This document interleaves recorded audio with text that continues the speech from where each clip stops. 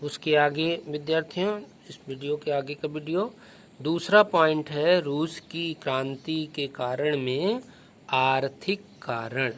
आर्थिक कारण विद्यार्थियों कह रहा है कि रूस में औद्योगिकरण की गति बहुत धीमी थी।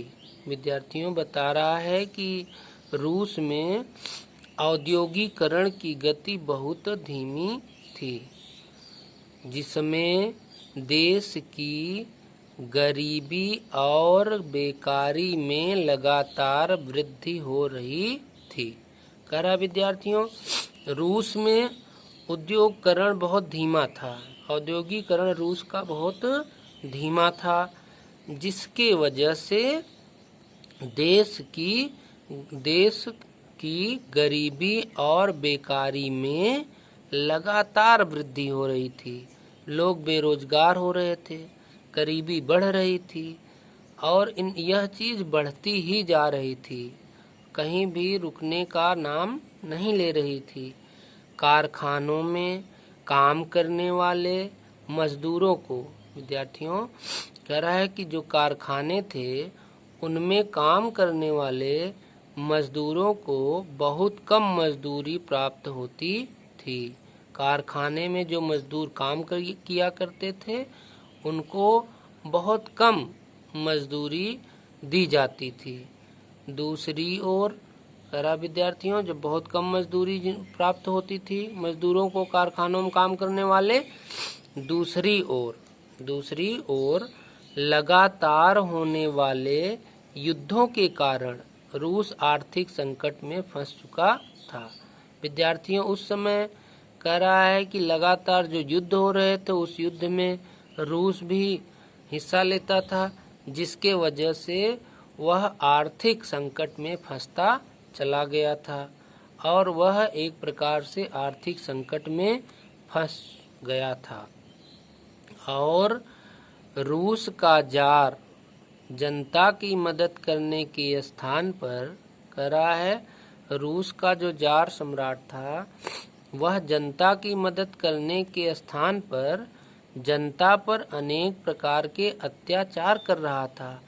कह रहा विद्यार्थियों जो रूस का शासक था वह जनता की मदद करना या जनता की बातें सुनना तो दूर, बल्कि जनता को और भी ज़्यादा परेशान कर रहा था और जनता के ऊपर अनेक अत्याचार भी करवाता था, जिस प्रकार से जनता में आक्रोश उत्पन्न हो गया।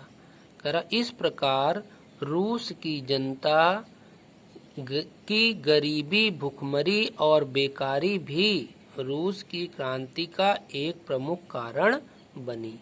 कह रहा विद्यार्थियों कि जब रूस का सम्राट आर्थिक रूप से जब रूस युद्ध के कारण फंस चुका था तो उस समय रूस का सम्राट जनता की गरीबी को और बेकारी को दूर करने के बजाय जनता के ऊपर तमाम प्रकार के अत्याचार करना शुरू कर दिया, जिसकी वजह से रूस की जनता की गरीबी, भुखमरी और बेकारी भी रूस की क्रांति का एक प्रमुख कारण बनी। जनता में विद्यार्थियों आक्रोश पैदा हो गया क्योंकि वो भूखों मरने लगे, गरीबी इतनी ज़्यादा बढ़ गई, बेरोजगारी इतनी ज़्यादा बढ़ गई और ऊपर से सम्राट की तरफ से जनता के ऊपर अत्याचार भी बढ़ गए।